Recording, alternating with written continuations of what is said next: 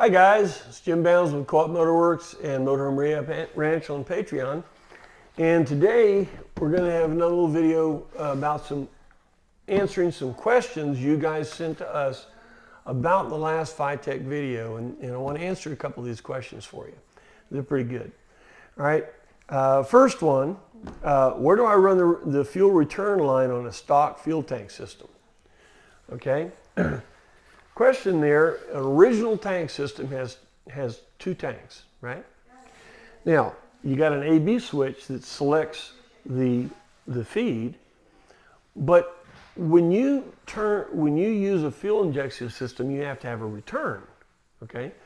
Now, if you're going to actually use two tanks and pull out of both tanks, you're going to have to put in a A-B solenoid that also switches the vent system, the return system, so you can pull out of and put back in the same tank, okay? Now, if you want to make it real simple, think about this. This thing's too big to push, and a tow bill is going to match your wallet, okay? So, I don't know about you, but I don't want to go below a quarter of a tank of fuel. This is too big. The way I drive them, and the way you should really consider, you drive at 250 miles at a time. 250 miles, stop, go pee, touch your hubs. If you have a bearing or a brake issue, it will spike a temperature on your hub long before it fails, okay? Has nothing to do with fuel injection. But when you stop at 250 miles and you put 250 miles worth of gas in it, it goes in a little easier, right? And if you go 250 miles, you'll never have to switch to the front tank because both tanks share until it gets below 6 gallons or a quarter of a tank. And I don't want to go below a quarter of a tank. So we're going to pull out of the rear tank only, okay? That gets rid of the A-B solenoid. It gets rid of this special selector switch you got to put in and all this stuff. We put one bung. You got to cut a hole in the rear tank, half-inch hole, and you put a return bung in it, okay, in the rear tank. They got all that other stuff. Come off the sender with your 3/8-inch line, go into a filter, go into the electric fuel pump, and then it goes right to the forced fuel system. There's no switches. The switch on the dash that says A-B solenoid, that's dead. Don't even use that anymore. Pull out of the rear tank, drive 250 miles, done. Okay? So the stock setup, you can either put a lot of pipes in there or you can get rid of a lot of pipes. Either way you want to go.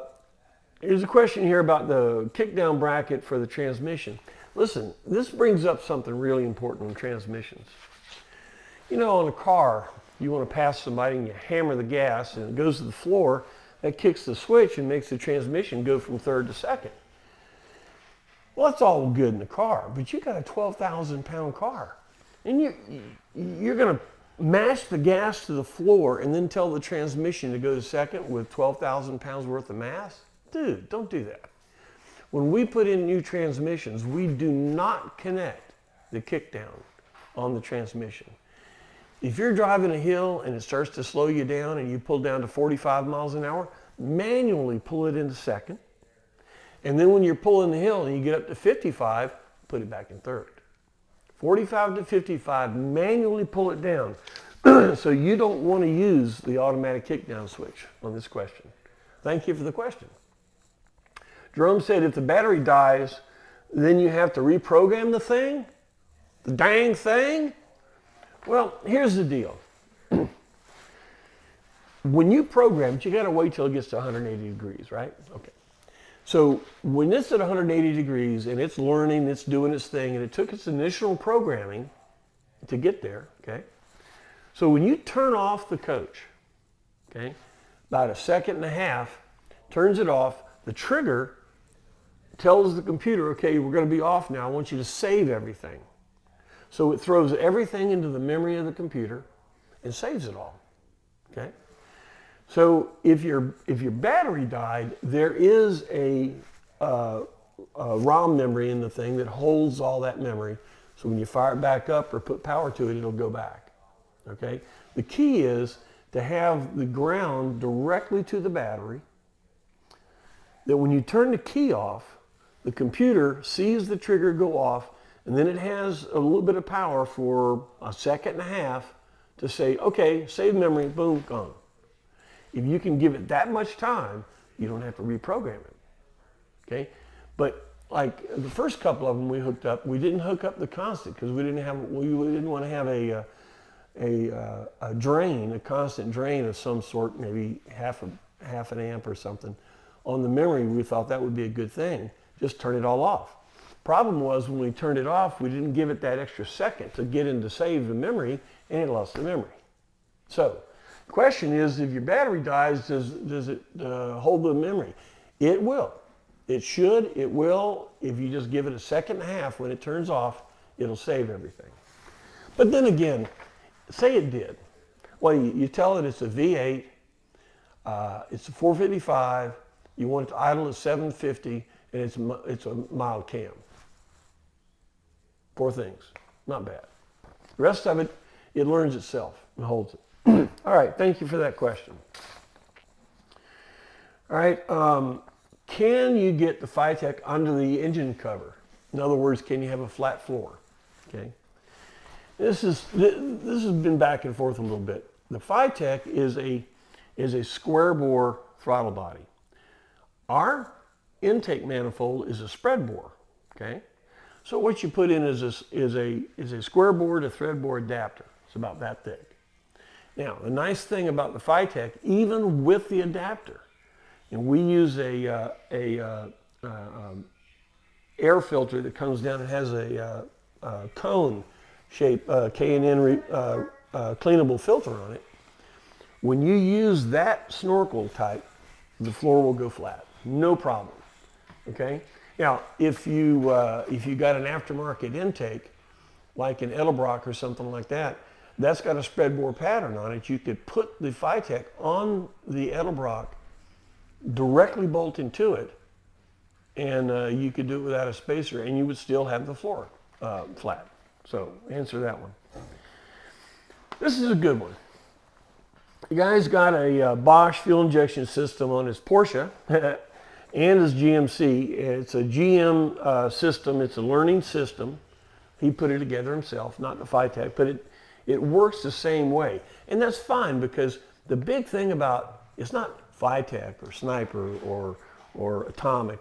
It's the system. It's the learning computer engine management system. And GM has the same thing. New cars have it. So this guy put in a GM system, not the FiTech. And when I was explaining it before, I said that the fuel injection pressurizes the system and then breaks it up mechanically through an injector. And he thought that I was saying that the injector or the fuel system pressurizes and blows it into the cylinder with more pressure. Well, you can't do that, because if you did that, the motor would speed up. Hey, how you doing, baby? All right. So it's not the pressure, it's the pressure behind the injector. So when the injector is told to fire, there's pressure behind it and it shoots it into the cylinder. It's not shooting constant pressure into the cylinder. It's just like the carburetor. It brings it right to the edge of the float bowl, and then it sucks it in and blows and runs it. Same thing as an injector. It works. The FiTech works very, very much like a carburetor, and that's a good thing, because when you put this thing in there, you don't want it to be a black box. You want to understand a basic understanding of it, and if there's a problem with it, or it tells you there's a problem, you need to know how to do it.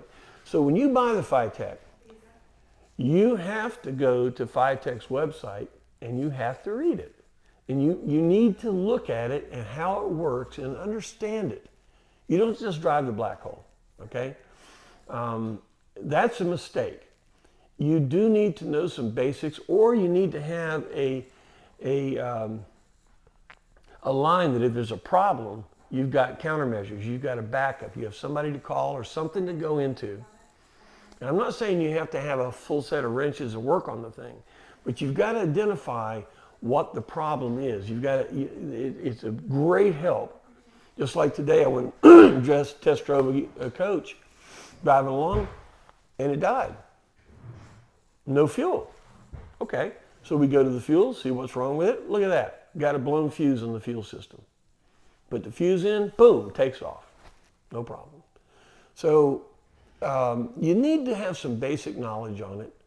Don't let that scare you, because the basic knowledge is very basic. You don't have to be a hot rodder or anything like that to do it. And that's the main thing that they did. They want to make it as much as they can plug and play. You don't strip wires and put them on terminals and all that. You just plug things in. And that's the way you want to do it. Something's wrong, you unplug it. You don't unwire it, you know. So the big thing is we want to make it simple. FiTech wants to make it simple. We want to make it reliable. That's what fuel injection will do for you. All right, well, these questions were real good. If you've got any other questions, I'd be happy to talk about it. We've had several people buy the master pack and all the little adapters and things that we come up with. I appreciate that. The total package, hardware and everything, is $19.50. That's the FiTech unit is like $14.71, and the adapter package that we send you with the air cleaner and all the other stuff brings the whole thing up to $19.50. So there's your price, $19.50, and you'll have, we charge 8 to 10 hours labor, not that bad. The original fuel injection systems would take 20 hours or more. There's all these sensors. So with $19.50, you figure about 9 or 10 hours worth of labor, somewhere around there, and it'll be in. You're going to do it yourself? Great, we'll help you do it. No problem, don't be scared about it. But there are other things you're going to need to do before. In other words, you've heard it so much about the exhaust crossovers need to be blocked, you know that. You need to check the engine, be sure your compression's good, make sure the timing chain is nice and tight. All those things are going to affect performance. I mean, you just don't throw the fuel injection and expect it to work. The whole motor has to be in good shape. I would put in new spark plugs, plug wires, cap, and rotor when you're doing this, because you want to know that you've got a good ignition system. You want to know that your GM ignition system is as good as it can be. As they're very good when they work. All right, these are answering the questions. If you've got anything else, give me a call. Thanks a lot for the support. We'll see you next time.